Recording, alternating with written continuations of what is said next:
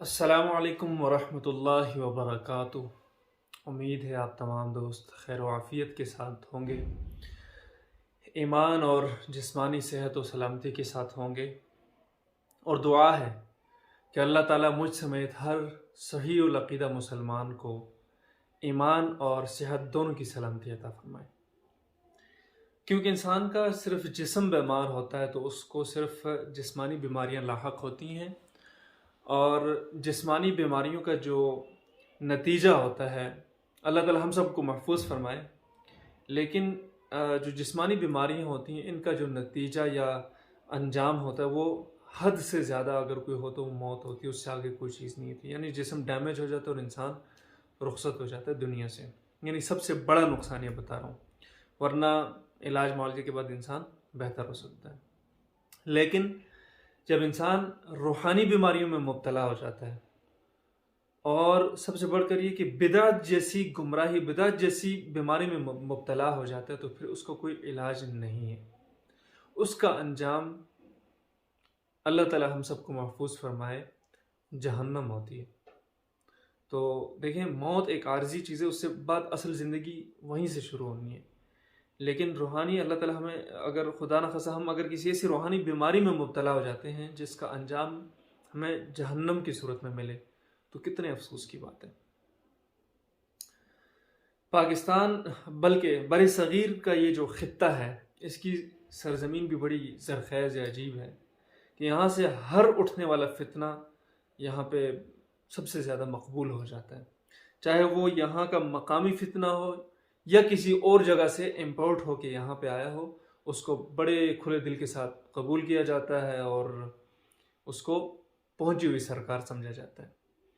इसके पीछे शायद यही वजह हो सकती है कि चूँकि हमारे साथ हिंदू बड़ी तादाद में मौजूद हैं, हमसे ज़्यादा तादाद में इस खित्ते के अंदर मौजूद हैं, और पाकिस्तान के लोगों का भी एक तवील अरसा हिंदुओं के साथ रहना हुआ है, तो हिंदुओं के जो रसूमात हैं, उनके जो अकायद हैं, वो गैर शऊरी तौर पे हमारे माशरे के अंदर भी सरायत कर चुके हैं। अभी आप लोग सोशल मीडिया पे देख रहे होंगे, हत्ता कि इलेक्ट्रॉनिक मीडिया तक भी वो चीज़ पहुंच चुकी है कि एक साहब हैं जिनका नाम है मुल्ला अली अल कुर्दिस्तानी, इराक़ से उनका ताल्लुक़ है। इराक़ का एरिया जो कुर्दिस्तान है, वो आजकल पाकिस्तान आए हुए हैं और एक बड़ी धूम मची हुई है।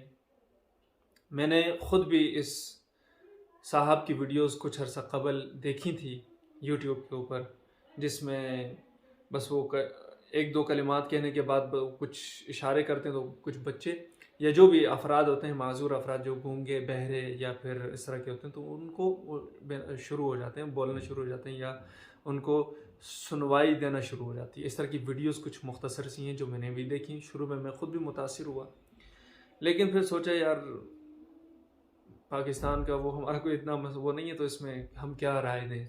बहरहाल उस वक़्त भी दिल मुतमईन नहीं हुआ, दिल ने कबूल नहीं किया यार कि ये कैसे हो सकता है कि आप सिर्फ एक शुफ करें और एक वो करें तो आपसे वो हो जाए। देखें, मौजिज़ा जो होता है वो अम्बिया अलैहिमुस्सलाम की ज़ात के साथ ख़ास होता है, यानी अल्लाह ताला के रसूल और अल्लाह के अम्बिया और नबी होते हैं, उनके साथ ख़ास होता है। जैसे हज़रत मूसा ईसा अलैहिस्सलाम को अल्लाह ताला ने ये मौजिज़ा अता फ़रमाया था कि वो किसी भी पैदाइशी नाबीना या गूंगा बहरा शख्स को हाथ लगा के वो कर देते, तो अल्लाह ताला उनको बिनाई भी अता करते, उनको क़ुव्वत समात भी देते और क़ुव्वत गोयाई भी अता फ़रमाते थे। और जो करामत होती है वो औलिया के साथ, औलिया से भी सरजद हो जाती है।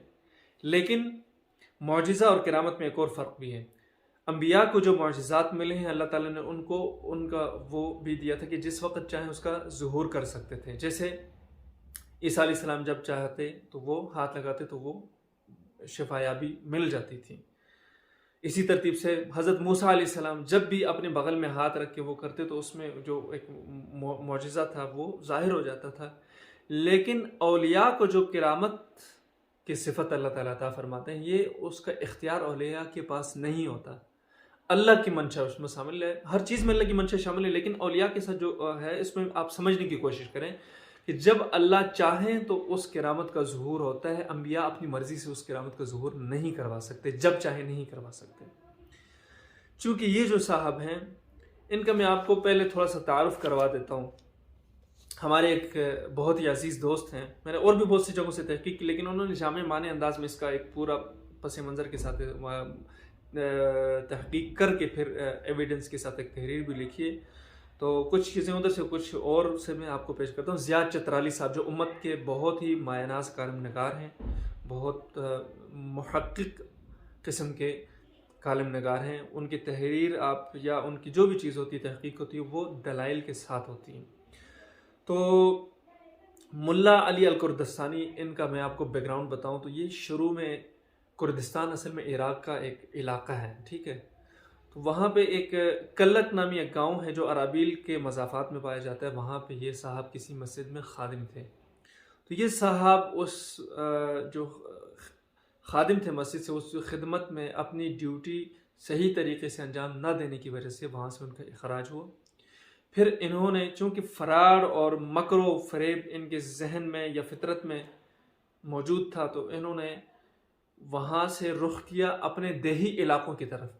चूँकि देहातों में इल्म की कमी होती है, आगही नहीं होती, लोगों के अंदर जहालत पाई जाती है, अकायद कमज़ोर होते हैं, इस वजह से वहाँ पे जो भी इस तरह के खुराफात चीज़ें होती हैं वो बहुत जल्दी अपनी जड़ें जो है वो मजबूत कर सकती हैं।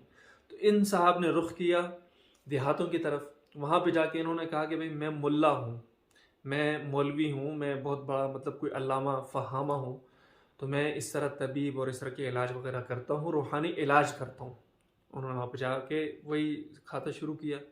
तो वहाँ पे लोगों का, जाहिलों का या जो भी कमज़ोर अकायद वाले लोगों का इसके गिर्द हुजूम बनना शुरू हो गया, ठीक है।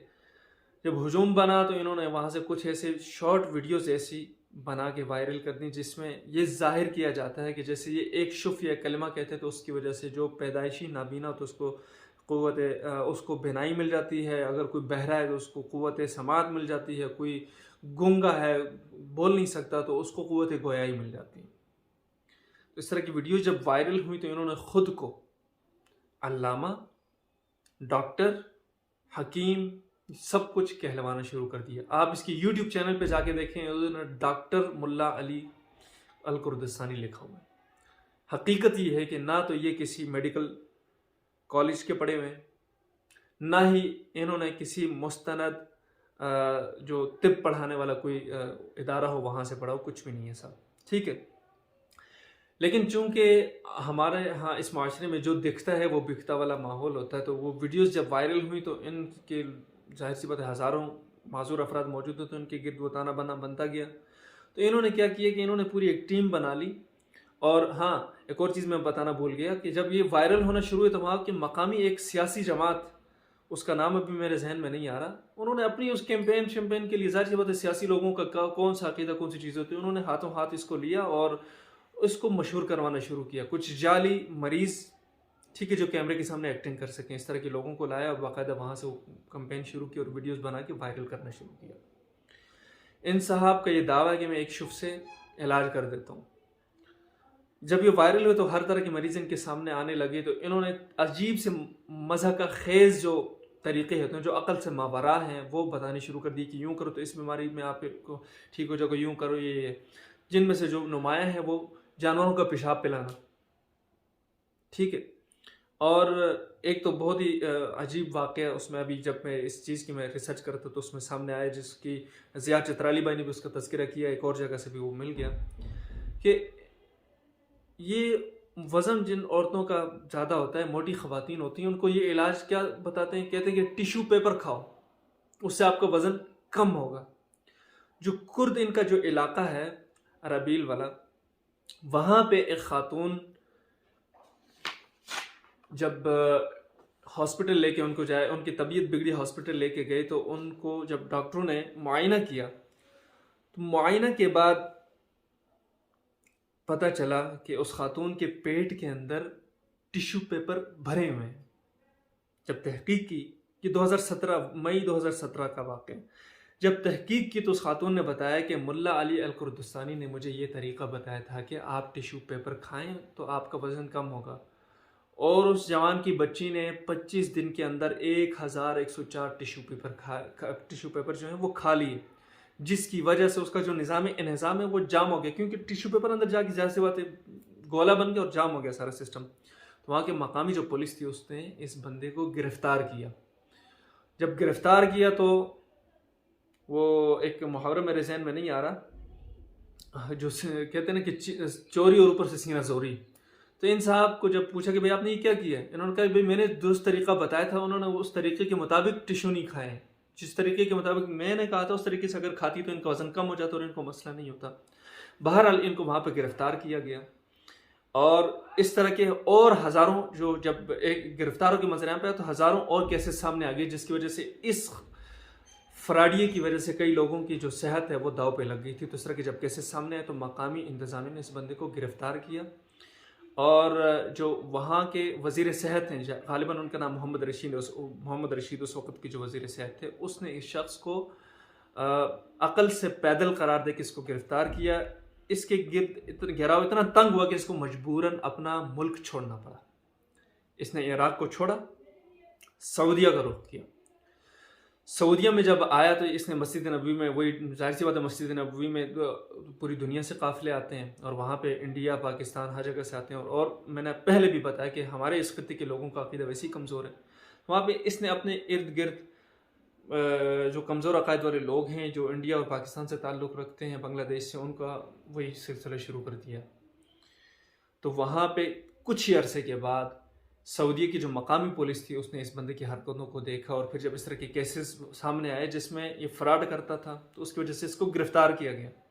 ठीक है, इसको 2020 में सऊदी हुकूमत ने गिरफ़्तार किया। गिरफ़्तार करके इसको अच्छा किस इल्ज़ाम में गिरफ़्तार किया कि भाई ये जो ज़ायरीन आते हैं हज और उम्रा करने के लिए, उनको ये रूहानी इलाज के वो बना के रूहानी इलाज के उसमें गुमराह कर रहा है और लोगों से पैसे बटोर रहा है। इसको गिरफ़्तार किया। गिरफ़्तार करने के बाद इसको सऊदीया भी छोड़ना पड़ा। ये भागा तुर्की में जाके भी इसका अभी वही सिलसिला शुरू हुआ। आपको एक बात मैं बता दूं कि तुर्की के अंदर भी सूफ़ीज़म बहुत ज़्यादा पॉपुलर है। तो सूफ़ीज़म के साथ कुछ बीच में आपको पता खुराफात भी होते हैं जिसमें इंसान ये मज़ारों और पीरों और मुरीदों वाला होता है। लेकिन मैं इसमें पीरी मुरीदी को गलत नहीं करार दे रहा। जो अल्लाह के हकीकी औलिया हैं वो सबसे बड़े मतलब सबसे आप उनकी ज़िंदगी में नुमाया चीज़ देखेंगे तो वो अहयाए सुन्नत है। वो सुन्नत की पैरवी करते हैं, वो खुराफात और नित नए तरीक़े नहीं निकालते, वो अक़ल से और फितरत से मावरा चीज़ें नहीं करते, ना ही लोगों को उसकी तरफ तरगीब देते हैं कि ये करो। ठीक है, बहरहाल ये तुर्की से फिर आजकल हमारी जो शुभ सरकार है, माजरत के साथ आजकल तो हमारी जो गवर्नमेंट है वो भी जादू टोने और इस तरह की चीज़ों की बिलीव करती है और उसको बाकायदा एक पूरा एक सरकारी हैसियत दी हुई है। तो शुभ सरकार ने इधर बुला लिया। क्या ज़रूरत थी यार, एक हमारे पहले एक शुभ सरकार पहले से मौजूद है, आपने एक दूसरे को भी इम्पोर्ट कर लिया। अक्ल को हाथ मारो। मेरी तमाम लोगों से दरख्वास्त है कि अपने अकायद को दुरुस्त करें। अपने मरीज़ों को जिनका इलाज मुमकिन है मुस्तनद डॉक्टर्स और हकीम हजरात जो मुस्तनद हों, जो वाकई इलाज कर सकते हैं उनके पास ले जाएं। अगर उनका इलाज हो सकता है तो इलाज करें। जब बिल्कुल लाइलाज है तो अल्लाह ताला की तरफ से आजमाइश हो सकता है, वो आपके आखिरत के लिए बेहतर हो, तो उनकी घर में खिदमत करें। ठीक है, अपने अक़ीदे को भी बचाएं, अपने पैसों को भी बचाएं, अपनी जान को भी बचाएं। अब कल इस्लामाबाद में जो मेला लगा हुआ था, हज़ारों लोग पता नहीं कहाँ कहाँ से आ गए। ठीक है, देखें फितने का कितना नुकसान होता है। कोई पेशावर से आया हुआ है, कोई पता नहीं लकी मरवत से आया हुआ है, कोई मर्दान से, कोई पंजाब से, कोई किस किस इलाके से लोग आए हैं। और वहाँ पे आके उन लोगों के किराया खर्चा, गरीब लोगों ने बेचारे इतने सारे खर्चात बर्दाश्त करके वहाँ पे आगे, तो साहब ने वो हमारी जो लोकल शुभ सरकार है उसी की तरह इज्तिमाई दम कर दिया जी, चलो जाओ 2-3 दिन में ठीक हो जाओ। अब पता चलेगा कितने लोग ठीक होते हैं। भाई देखें, मैं फिर अर्ज़ कर रहा हूँ कि किसी शख्स के साथ हमारा कोई ज़ाती दुश्मनी नहीं होती। उन गरीब लोगों पर तरस आता है जिनके पास ना तो वसाइल होते हैं, ना ही उनका ईमान मजबूत होता है। उनका ईमान भी ज़ाया हो रहा है, उनके माल और दौलत भी ज़ाया होता है। तो इसलिए गुजारिश है कि अपने माल और दौलत, अपनी जान और सब चीज़ की हिफाजत करें। अल्लाह ताला से मांगें, अल्लाह ताला से डायरेक्टली मांगें। कोई वास्ता है बताएं, अल्लाह ताला ने कोई बीच में कोई अपना मैनेजर रखा हुआ है कि यार आप इससे रब्ता करना है? कोई पर्सनल सेक्रेटरी है नाउज़ुबिल्लाह कि आपने उससे रब्ता करना है, फलाना से आदमी से रब्ता नहीं करना, डायरेक्ट मुझसे रब्ता नहीं कर सकते। और भाई दुनिया में वाहिद ऐसी हस्ती है दुनिया अल्लाह ताला जिससे हम बराह रास्त रब्ता कर सकते हैं, जिस वक्त चाहे रब्ता कर सकते हैं। जो चीज़ चाहे मांग सकते हैं। तो क्यों हम अपने इस तरह के जो रॉन्ग नंबर्स होते हैं बीच में उनके पीछे पड़ के, अल्लाह की ज़ात को छोड़ के उनके पीछे पड़ के अपना माल, दौलत, सेहत, हर चीज़ को बर्बाद करते हैं। अल्लाह से मांगे। इंशाल्लाह मिलते हैं फिर किसी और वीडियो में किसी और टॉपिक के साथ। तब तक के लिए इजाज़त दीजिए। अल्लाह हाफ़िज़।